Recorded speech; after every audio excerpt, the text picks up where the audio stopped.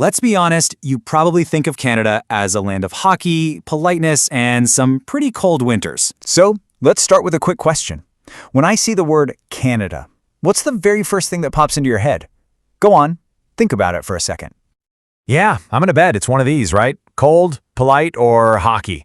And hey, you wouldn't be wrong. The winters can be brutal, and hockey is an official national sport. But those stereotypes, they barely scratch the surface of a much, much more complex reality. See, the real story of Canada is one of these powerful, fascinating contradictions. And it's right there, in the tension between its vast wilderness and its crowded cities, between its many histories and its single future. That's where we find its true identity. Okay, so first up, the sheer scale of the place. Canada is this enormous, wild land, but almost nobody actually lives in most of it.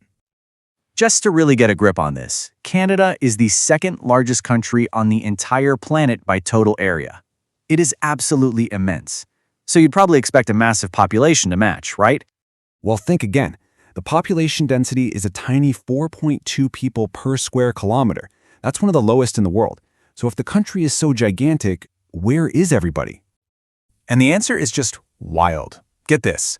A whopping 80% of all Canadians live within 150 kilometers of the US border. It's like a gigantic country where almost everyone is huddled together in the front hallway. This one single fact shapes pretty much everything, from Canadian culture to its economy. And this pattern of contrast isn't just about geography, it's historical too.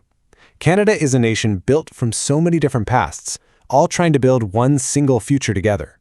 I mean, just think about all the layers here. Indigenous peoples have called this land home for millennia. Then came European settlement, the country officially forming in 1867, and then finally gaining full independence from Britain as recently as 1982.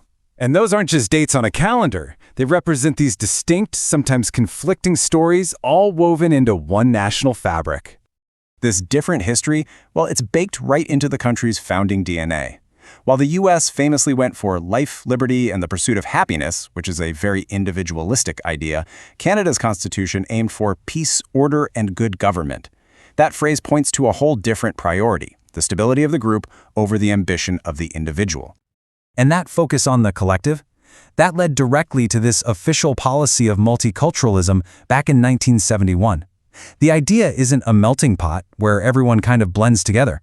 No, it's more of a cultural mosaic, where all these diverse heritages are actually encouraged to thrive, side by side, within the bigger Canadian identity.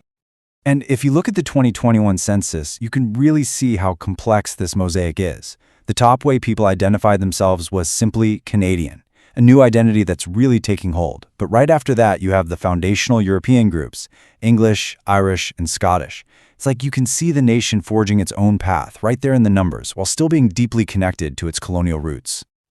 All right, so this theme of contrasts, it totally extends to Canada's economy and its role in the world. It's an absolute economic powerhouse built on natural resources, but it acts more like a gentle giant on the global stage.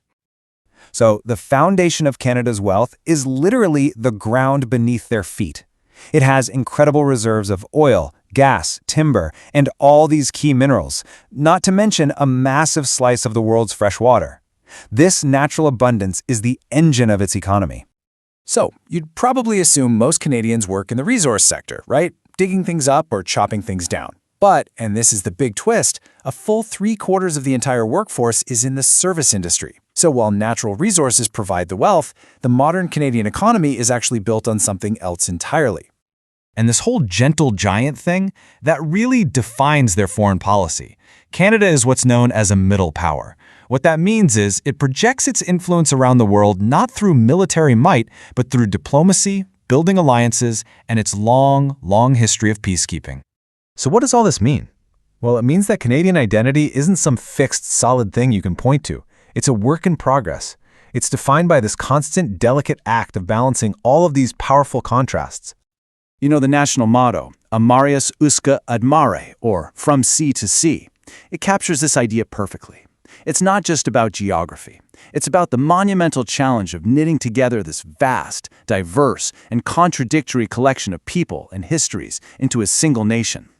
Canada's genius, really, has been its ability to hold all these contradictions in balance. A vast wilderness with a concentrated population, a mosaic of histories, a resource giant with a service economy. It's created this uniquely stable and successful identity from all that tension. The real question is, as the world keeps changing, what will it become next? Discover children's story with musical notes in just 5 minutes. Check out our quick and insightful video on children's story They Followed Fear, Not Truth, Until One Child Dared to Speak, a powerful overview packed into just 5 minutes and 59 seconds. Want more?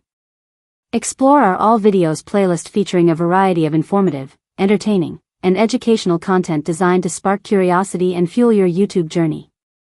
Whether you're here to learn or be inspired, our videos are crafted to be trendy, engaging, and optimized to thrive in the YouTube algorithm.